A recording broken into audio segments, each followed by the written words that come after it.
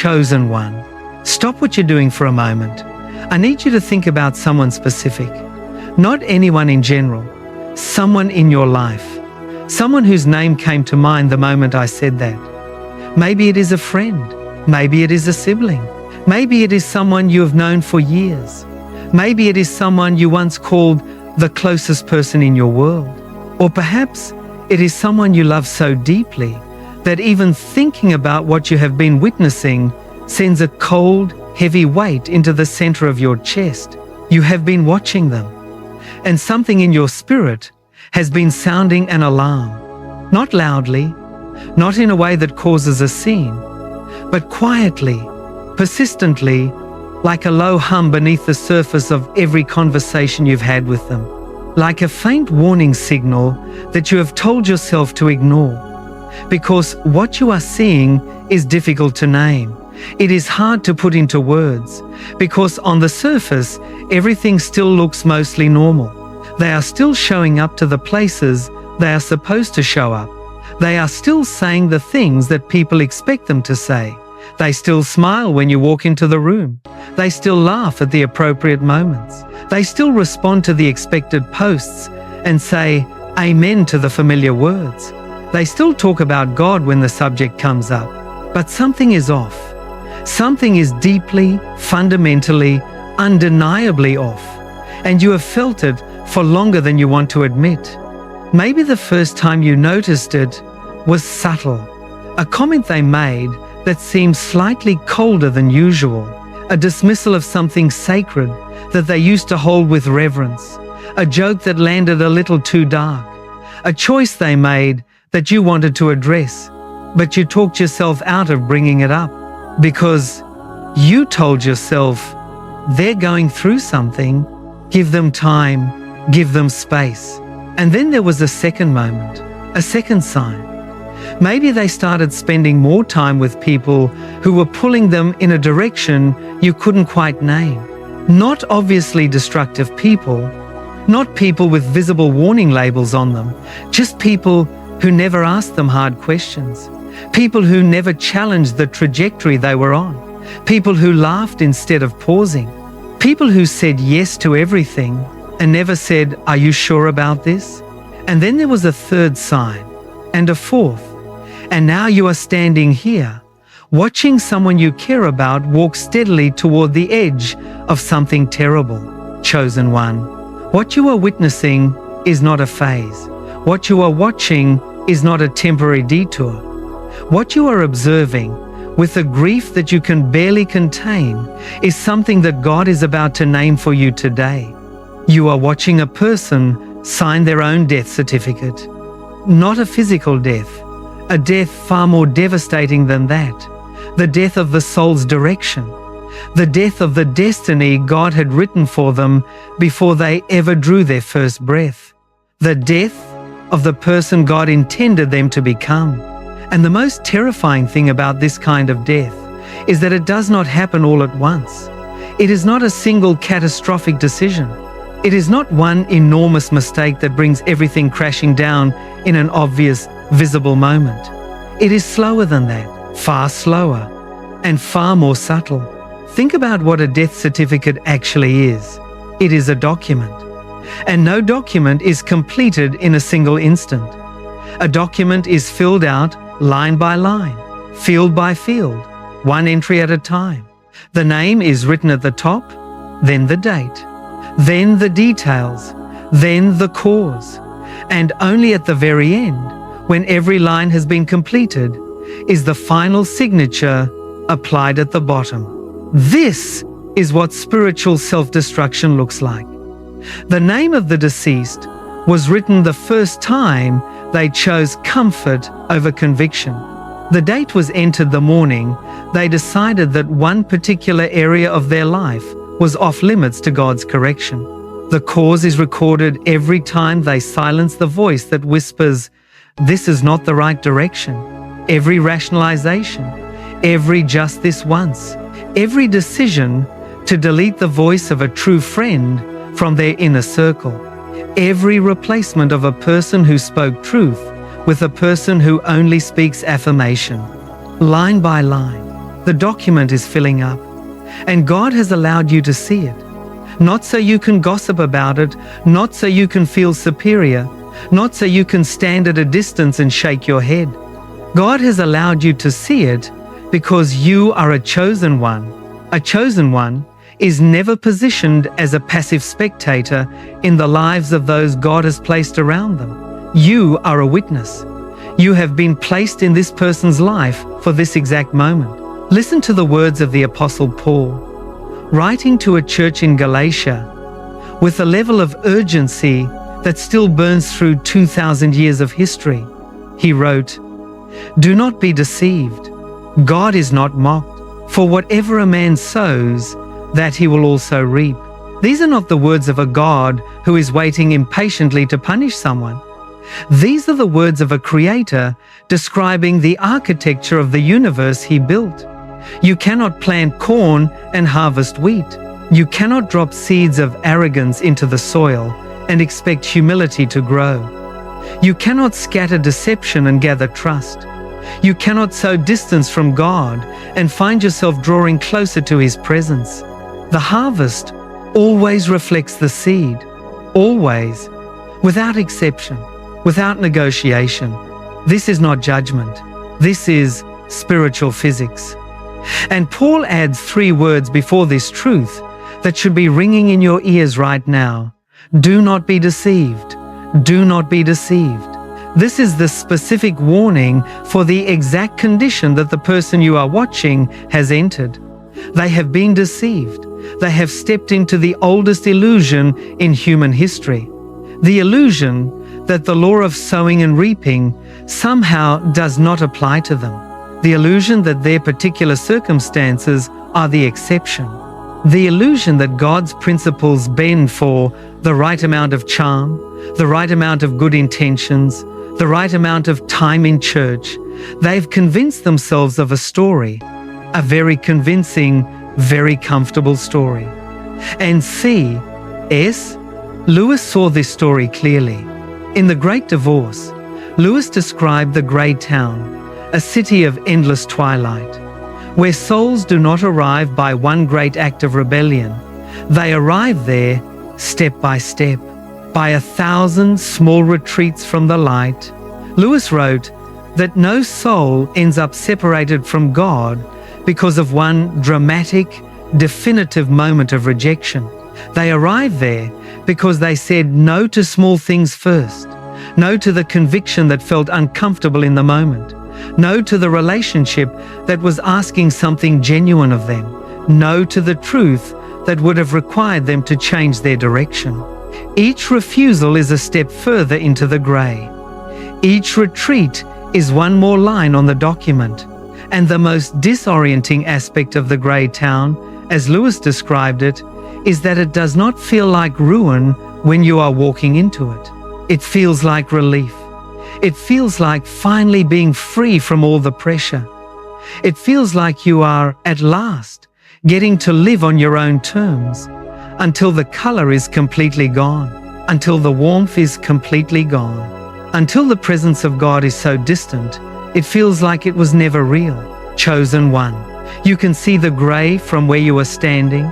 You can see the colour beginning to drain from their life. You can see the fire that used to burn in their eyes growing dim. You can see the hunger for God's presence being gradually replaced by a hunger for something else, something the world offers, something that satisfies for a moment and leaves emptiness in its wake. And it breaks something in you because you remember who they used to be. You remember the version of them that was fully alive, the version that prayed with genuine tears, the version who called you not to discuss shallow things, but to talk about what truly mattered. The version that sat across from you and said, "I feel God doing something in me right now. I don't know what it is, but I can feel it." You remember that version, and you are watching that version disappear, one signature at a time. Chosen one. God brought you to this message in this moment, not by accident, not randomly. He brought you here because you are not meant to watch this in silence. You are not meant to simply observe this death and look the other way. Before you can do anything, before you can speak or pray or intercede, you must first see it clearly. You must first name what you are witnessing. So, if there is a face in your mind right now, if there is a name that has been surfacing in your spirit as you listen to these words, go to the comments section. Type these 2 words, I see it. Let that be your declaration to the heavens, that you are aware, that you are awake, that you are not looking away. I see it. Write it now. What God is about to show you will change the way you see everything happening in this person's life. He is about to let you see the document up close. He is about to show you the lines that have already been filled in.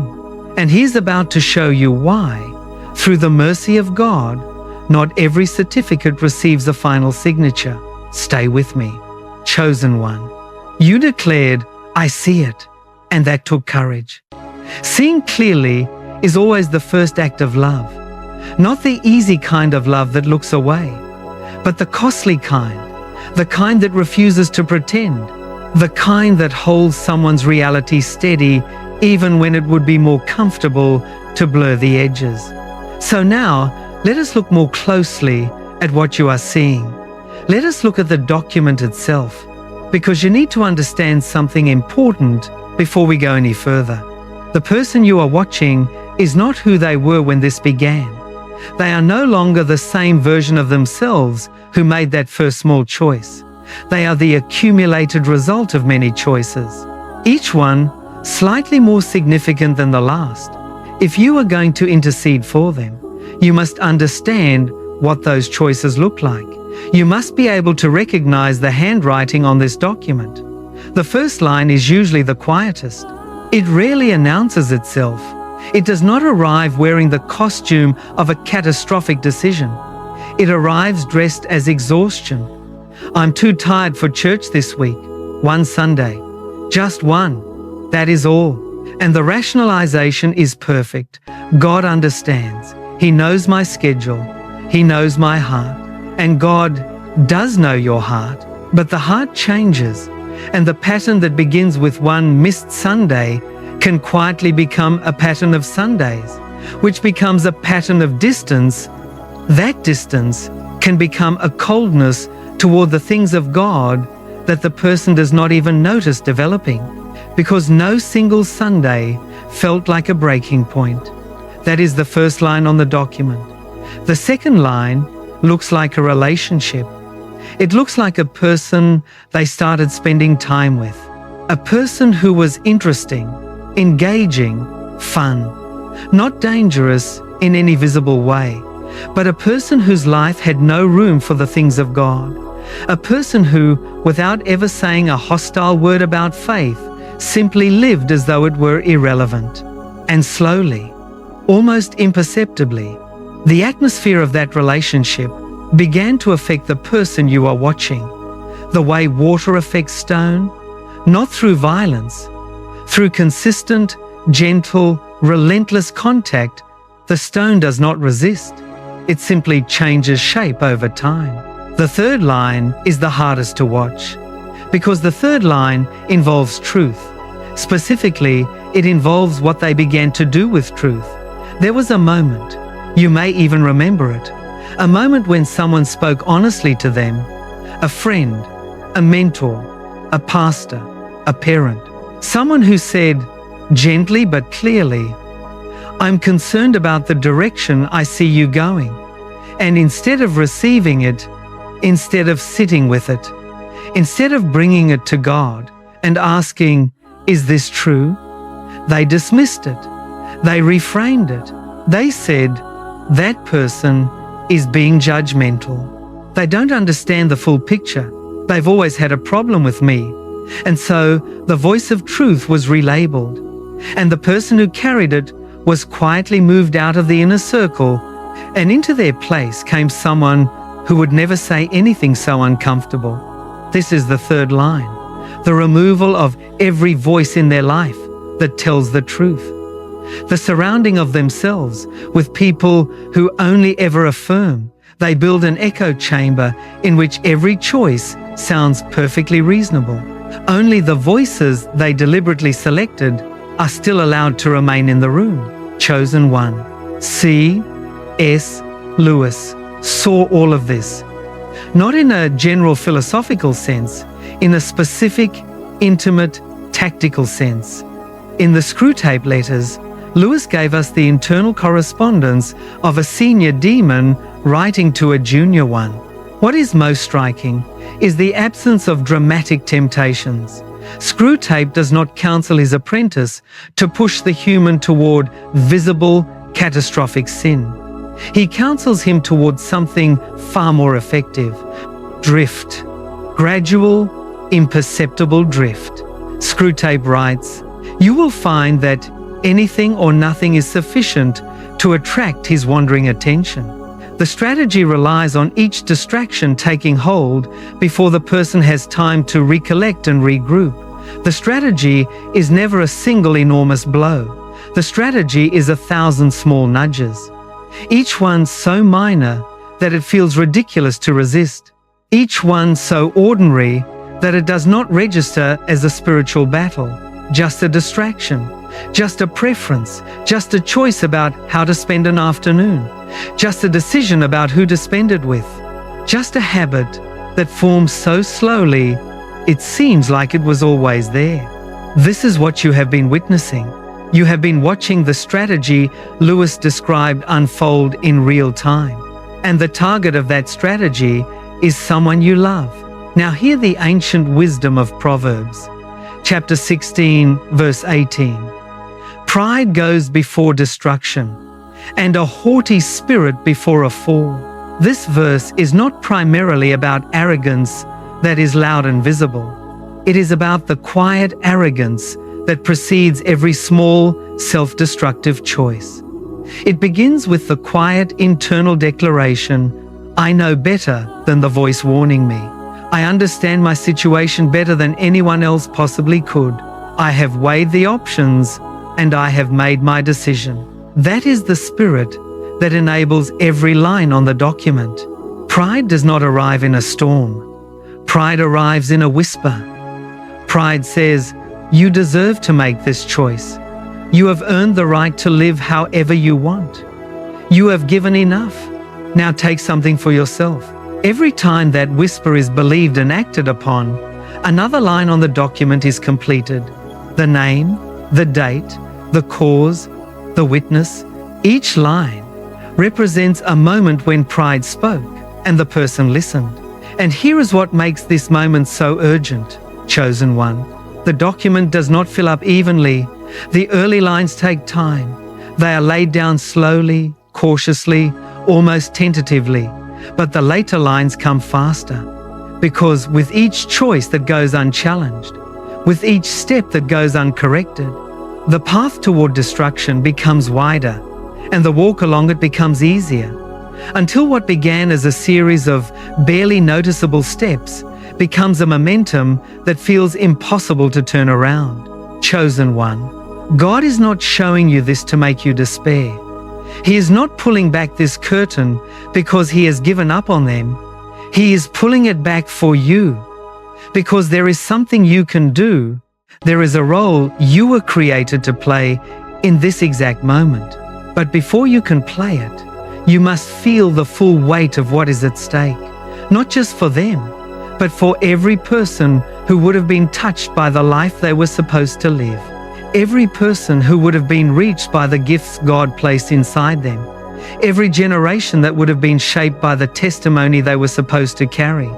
The death certificate does not only rob the person who signs it, it robs everyone they were meant to reach. If that truth has landed in you with a weight you were not expecting, go to the comments right now. Write these words: "I understand the cost." Let this be your second declaration. Not just that you see it, but that you understand what is truly at stake. I understand the cost. Write it. The truth God is about to reveal will change the way you see your own role in what you are witnessing. He is about to show you why you are not an accidental witness. You were placed there on purpose, for this exact moment. Stay with me, chosen one. There is a difference between a bystander and a witness. A bystander happens to be present. They see what unfolds by coincidence of location. They were simply in the wrong place at the wrong time, or the right place. And what they observe carries no particular mandate. A witness is different. A witness is not present by coincidence. A witness is positioned, deliberately, intentionally, with purpose. By definition, a witness carries a responsibility that a bystander does not. A bystander can walk away. A witness cannot. Not without consequence. Not without answering for what they saw and chose not to address. Chosen one, you are not a bystander in this person's life. You are a witness. And there is a reason that God has given you eyes to see what others in this person's life cannot see. There are people much closer to them who do not see it. There are people who interact with them every single day, who have no idea what is happening beneath the surface, but you see it. And the question you must ask is not, why am I seeing this? The question is, why has God made sure that I am the one who sees? Because God does not waste the gift of sight. When He opens someone's eyes to the condition of another soul, it is not so that they can carry a private weight of sadness about it. It is so they will act. Listen to the words of the writer of Hebrews, chapter 3, verses 12 and 13. See to it, brothers and sisters, that none of you has a sinful, unbelieving heart that turns away from the living God. And then the verse that follows immediately after, but encourage one another daily, as long as it is called today, so that none of you may be hardened by sin's deceitfulness. There is a phrase in that passage that should be pressing urgently against your spirit right now, as long as it is called today, not tomorrow, not when the season feels more comfortable, not when you have found the perfect words to say, not when the tension between you has softened enough that it feels completely safe. Today, while there is still a today to act within, because sin does something to the heart that time only makes worse. Sin is described here as deceptive, and the deception is progressive.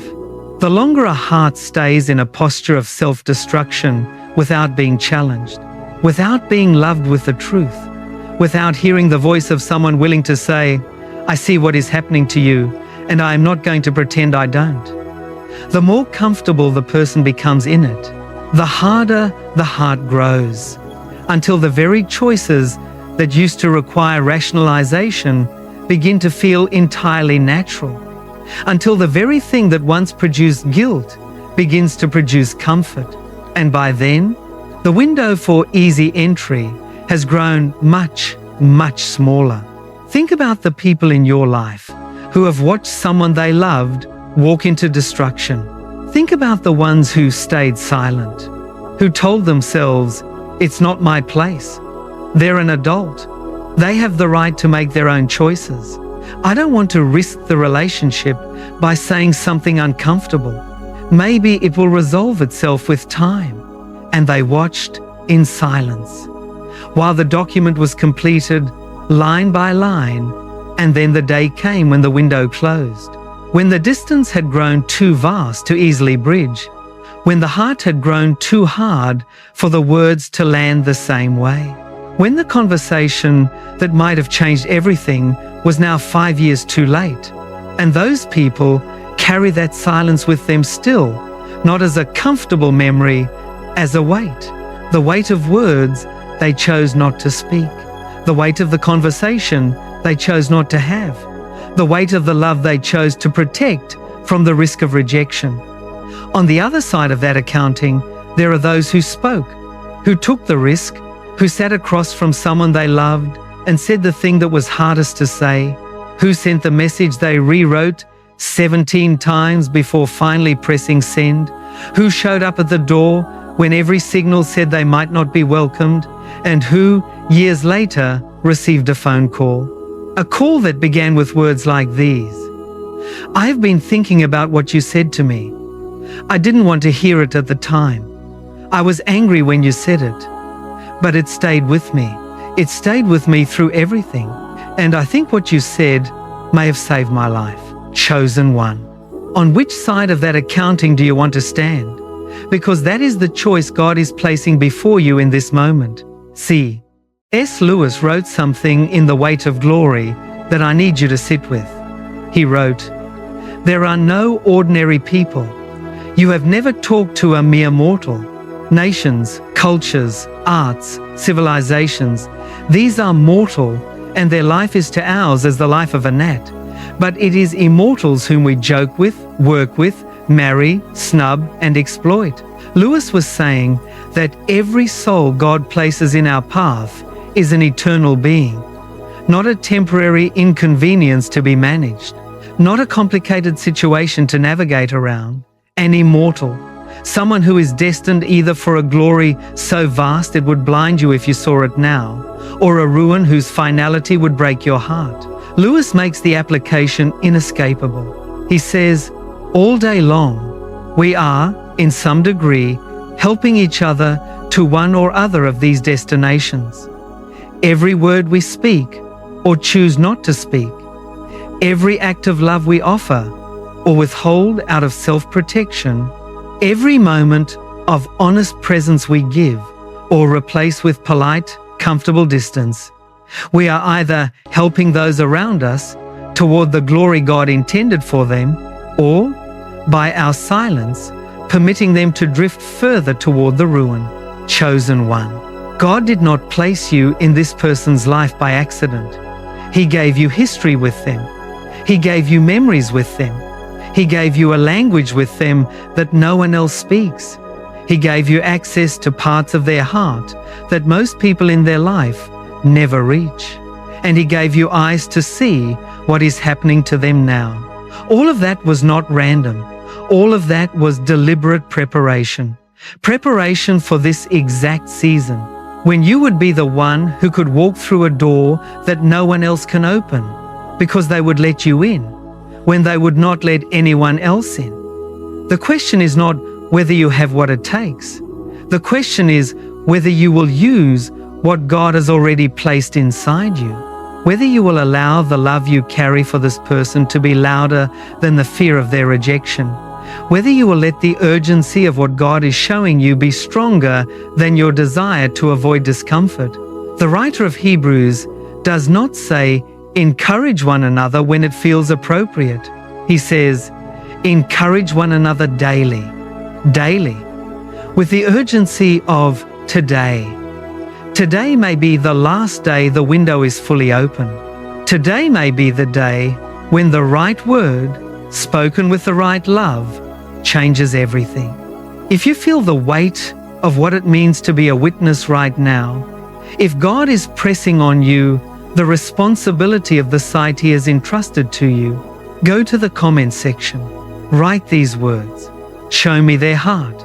Let that be your prayer, your surrender of your own agenda, your willingness to set aside your comfort and ask God to show you what is truly happening in the hidden places of this person's soul. Show me their heart. Write it. Before you can speak the right word, you must understand what you are dealing with. And God is about to show you something that very few people ever understand about those who are in the process of destroying themselves. He is about to show you the trap, the invisible prison that keeps them from turning around, even when part of them desperately wants to. Stay with me, chosen one. There is a question that has been forming in you as you listen. You can feel it. It is the question every witness eventually asks. If what is happening is so clear, if the direction they are heading is so visible from where you are standing, why can they not see it?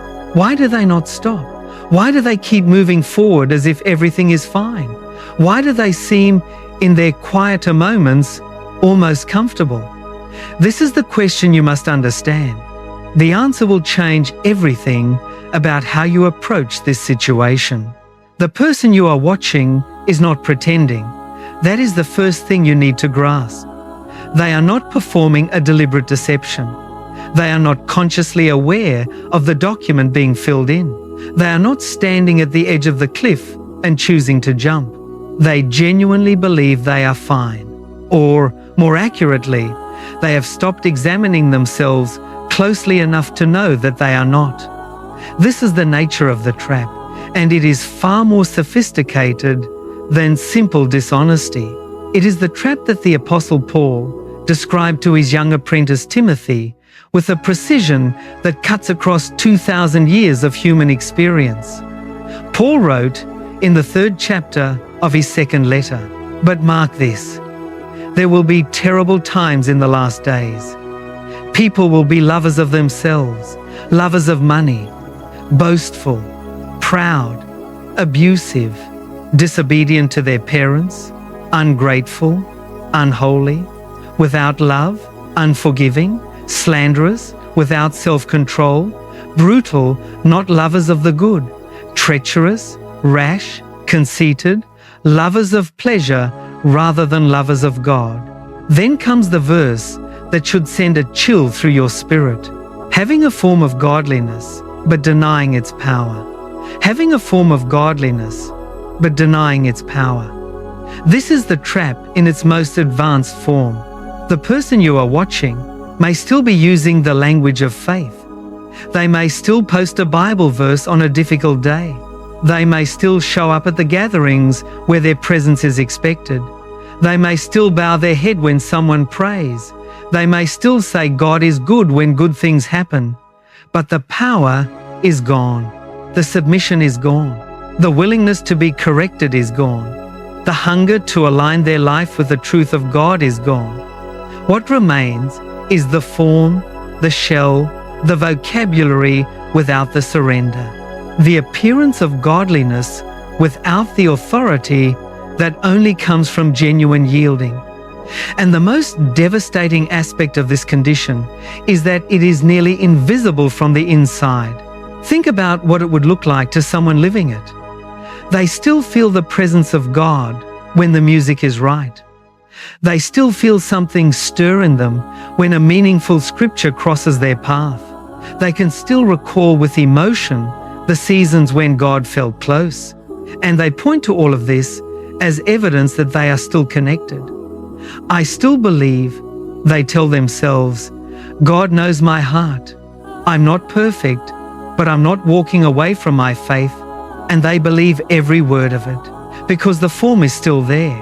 The external markers are still visible, but the roots have been quietly severing for months, for years, and they cannot see it from the inside, because each small choice that severed one more root was in isolation completely survivable. It did not feel like a root being severed. It felt like an afternoon, a conversation, a preference, a decision. C.S. Lewis captured this with an exactness that should stop you completely.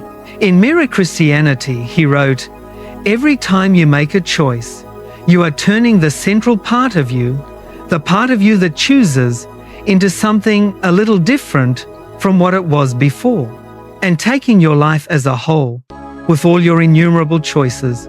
All your life long, you are slowly turning this central thing either into a heavenly creature or into a hellish creature." Read those words slowly. Every choice. Not the dramatic ones, not the ones that make obvious headlines in a person's spiritual biography. Every choice. The small one made before breakfast, the quiet one made in a moment of loneliness, the invisible one made when no one was watching. Each of these choices is not just an event. Each choice is a renovation, a subtle reshaping of the interior architecture of the soul. And the person you are watching has been making renovations, not all at once, but steadily, and after enough renovations in the same wrong direction, the soul begins to feel at home in what was once foreign territory. What once felt uncomfortable starts to feel natural. What once produced conviction starts to produce comfort. What once required the suppression of conscience begins to require no suppression at all. Because the conscience has been slowly, patiently recalibrated, think of it this way. If you took someone who grew up in a warm climate and slowly, over years, move them north. 1 degree colder each month, they would never experience a single moment that felt like a catastrophic freeze. Every day would feel livable. Every week would feel manageable. Until one day they looked outside and realized they were surrounded by ice, and they could not remember the exact moment the world had changed, because it had not changed in a moment. It had changed in 10,000 moments. Each one so gradual that the body simply adjusted. This is what has happened to the person you are watching. Their soul has been adjusting. 10,000 small adjustments until the ice feels normal, until the grey feels like home, until the form of godliness feels like enough. And here is the cruelest part of the trap. The enemy is very careful to keep them busy. He knows that honest self-examination is the one thing that could break the spell. He knows that if they were to sit alone in the quiet, without the phone, without the distractions, without the noise that fills every available silence, and if they were to ask God with genuine honesty, "What do you see when you look at my life right now?" the answer might be enough to turn them around. So the enemy fills every silence. A podcast in the ear, a scroll through the screen, a conversation to fill the drive, a TV series to fill the evening, an inbox that never fully empties, a calendar that leaves no white space. Anything at all to prevent the moment of quiet that might bring honest clarity. The person cooperates with this strategy not because they are malicious, but because the quiet is uncomfortable. In the quiet, something surfaces, something they've been successfully avoiding. So they reach for the noise again, and the cycle continues. Chosen one. This is the trap. Not wickedness, not deliberate rebellion. A progressive desensitization, a gradual adjusting, a slow choosing of noise over silence, a steady replacement of God's voice with 1,000 other voices until the form remains and the power is gone, and they genuinely do not know how far they have traveled from where they began. This is why they cannot see what you see, not because they are beyond reach, but because they are inside the thing that you are looking at from the outside. They need someone who loves them enough to name it, someone with enough shared history to be trusted, someone with enough courage to risk the discomfort of an honest conversation, someone who has been chosen for this exact moment. Chosen one, that is you. If you are ready to ask God to break through the deception, if you are willing to be the voice that cuts through the noise, go to the comments section right now. Write these words: break the deception. Let that be your declaration of war against the enemy's strategy, not against the person, against the invisible prison holding them. Break the deception. Write it. What God is about to show you is the most important truth of all. He's going to show you the mercy that remains, the window that is still open, the door that has not yet been closed. What you do with that window may matter for eternity. Stay with me. Chosen one. I need you to breathe for a moment, because everything we have covered until now has been heavy. The signs, the document filling in line by line, the role you carry as a witness, the trap that keeps them blind to what you can clearly see. All of it has been true, and all of it has been necessary. You needed to see the full weight of what is happening before you could understand what God is asking you to do about it.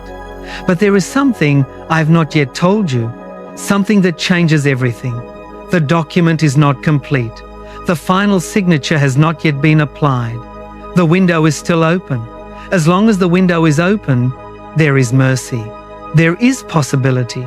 There is a God who has not stopped pursuing the person you are watching. He is also asking you to play a role in the mercy He is extending to them right now. Listen to one of the most familiar stories in all of Scripture. Listen to it differently than you have before. A son left his father's house. He took everything his father had given him, everything he had access to, everything he could convert to freedom, and he left. He did not leave with guilt. He left with excitement. He left with confidence. He left absolutely certain that he knew better than his father how to build a life. And for a season, everything seemed to confirm that confidence. There was money. There were people who wanted to be around him because of the money.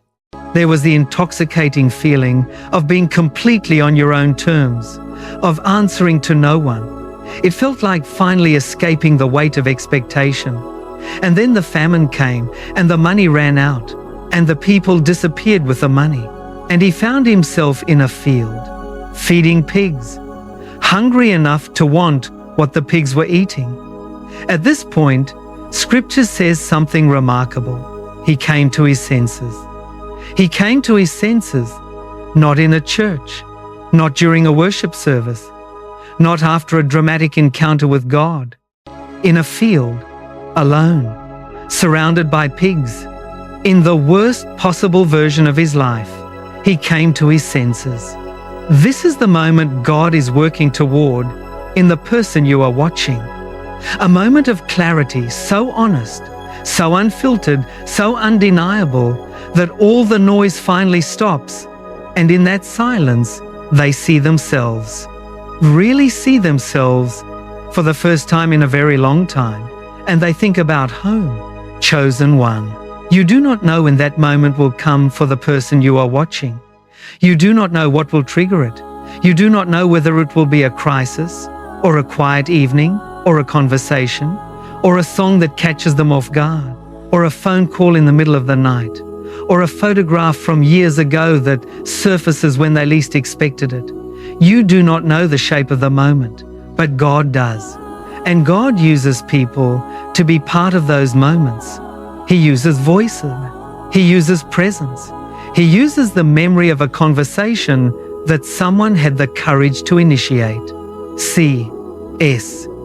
Lewis explored this truth in The Great Divorce with an image that has stayed with me. In Lewis's vision, the grey town is not a prison with external locks. The doors of the grey town are locked from the inside. The residents are not being kept there by force. They are staying by choice. They are choosing the cold comfort of their familiar despair over the terrifying brightness of joy. But Lewis reveals something extraordinary. Every morning, without fail, a bus comes. A bus that travels from the grey town all the way to the outskirts of heaven. And anyone who wants to board it can board it. The journey is free. The seat is available. The door of the bus is open. All that is required is the willingness to get on. Most of the grey town's residents find reasons not to board. The journey is uncomfortable. Heaven feels too bright. The idea of being changed by what they encounter there is too threatening. But the bus still comes, every morning without fail. This is the mercy of God. Every morning He extends the bus. Every day He leaves the window open. Every season He places in the path of those who are wandering some form of invitation back. And sometimes that invitation arrives in the form of a person, a specific person, someone with history, someone with access, someone who has been watching, someone who has been positioned, someone who, at exactly the right moment, says exactly the right thing in exactly the right way. Chosen one. Think about the moments in your own life when someone's words reached you, when something someone said cut through the noise of your own wandering, when a voice broke through the carefully constructed fortress of your rationalizations. You may not have received it well in the moment. You may have pushed back. You may have walked away annoyed, but it stayed with you. It worked its way into the quiet places. And in one of those quiet places, at one of those unexpected moments, it finally landed and something shifted. That person was someone else's chosen one, positioned, prepared, sent. And now you are someone else's. Think about the moments you almost reached out to this person, the text you typed and then deleted, the call you thought about making on the drive home, the time you sat across from them and felt the urge to say something real, and then let the moment pass. Because it felt risky, because you didn't know how they would receive it, because the timing felt uncertain. What if those moments were not random impulses? What if those moments were the bus arriving, an invitation at your door, asking you to participate in the mercy God is extending to someone you love? The window is still open, chosen one, but windows are not always open. The prodigal son came to his senses before the famine had fully taken everything from him. There was still a path back. The father was still watching at the end of the road. But the scripture is also full of accounts of people who waited too long, whose hearts grew so hard that the very sound of invitation had ceased to reach them, who reached a point where the ice seemed permanent, who arrived finally in the place where the bus no longer felt worth boarding. God is not telling you this to produce fear. He's telling you this to produce urgency, the kind of urgency that moves, the kind that makes the phone call, that sends the message, that shows up at the door, that says the hard, loving, costly thing while there is still a today in which to say it.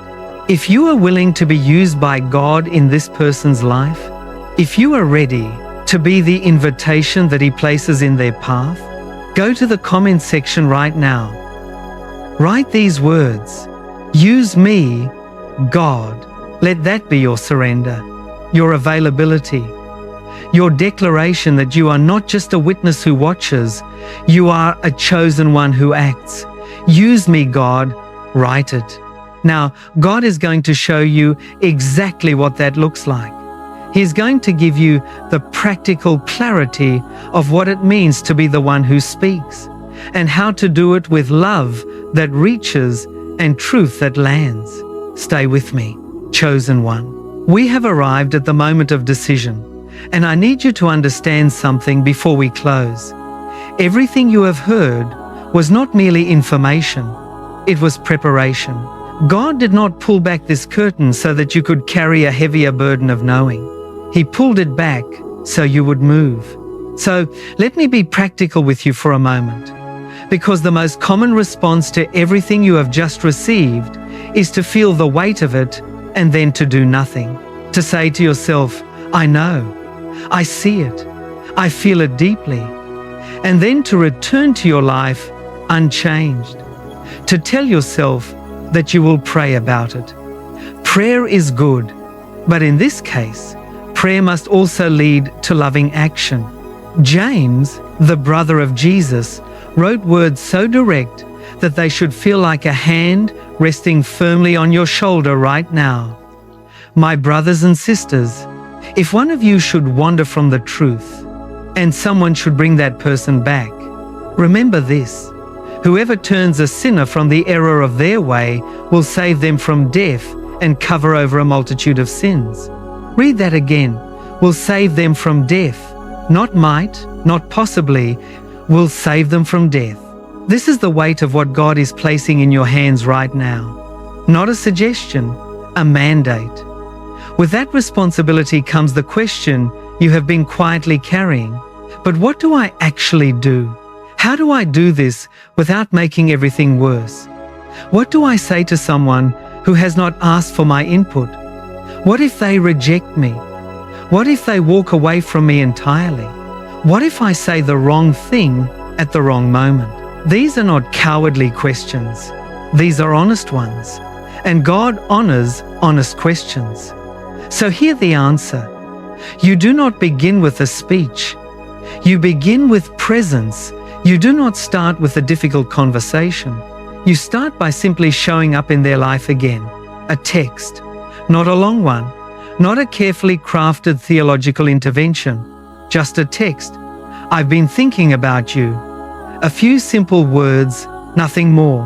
Let them respond. Let the door open at whatever width they allow, and then walk through at that width, not at the width you wish the door was, at the width it actually is. Choose presence before many words. Choose proximity before confrontation. Let the relationship be re-established before difficult truth is spoken into it. Truth spoken into a void lands like judgment, while truth spoken into a restored relationship lands like love. When the moment comes, and it will come, because God orchestrates moments when you are sitting across from them and the conversation has reached a place where something real is possible, you will not need a perfect speech. You will need only a few honest sentences. Something like, "I love you. That's why I'm saying this. I've been watching something happen in your life for a while now, and I care about you too much to say nothing." That may be enough 3 sentences. And then you stop talking. And you let them respond, because your job is not to fix them. Your job is to open the door. Your job is to be the voice that cuts through the noise at the right moment. The harvest is God's responsibility. Your obedience is yours. And consider this, even if they do not respond the way you hope in the moment, even if they become defensive, even if they walk away from the conversation with walls up, your words may stay with them. They will surface in the quiet moments, in the car, in the middle of the night, when the distractions run out, when the field feels empty and there is no distraction left. Your words will be there, waiting. They may wait like a letter left under a door, one they were not ready to open when it arrived, but did not throw away. Chosen one.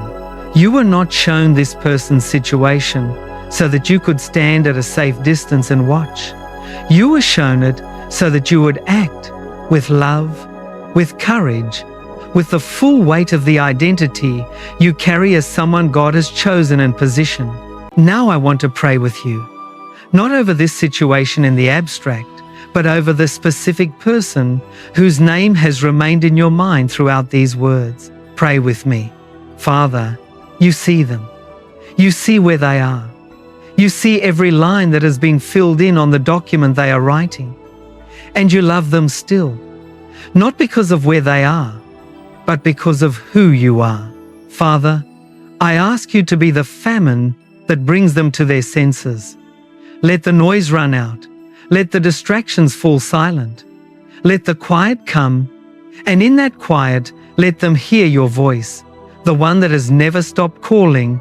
Send your mercy to them today. Send the bus, open the window, and let the person praying this prayer right now be part of the mercy you are extending. Give them the moment, give them the words, give them the courage to step through the door of discomfort into the territory of love, and protect the relationship as truth enters it. Let the words land not as judgment, but as grace, not as rejection, but as the most costly form of love, which is the love that refuses to remain silent.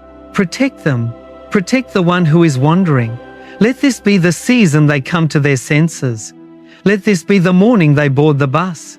Let this be the day when the final line on the document remains unsigned. In Jesus' name, Amen. Chosen one.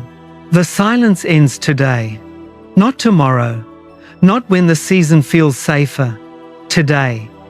Because today is still called today, and the window is still open, and you are still here, and the person whose name has been in your heart throughout this message is still reachable. Go to the comments right now. Write these words, "I will not be silent." Let that be your covenant, your declaration to heaven and earth, that you have heard this message, that you have received the weight of it, and that you will not let it end with you. I will not be silent. Write it. And then go. Make the call. Send the text. Show up at the door. Say the thing that love demands. A chosen one was never meant merely to watch a soul sign its own death certificate. A chosen one is called to become an instrument in the hand of God, reaching through the document and tearing it in half before the final signature can be applied. Go. This is your moment, and it cannot wait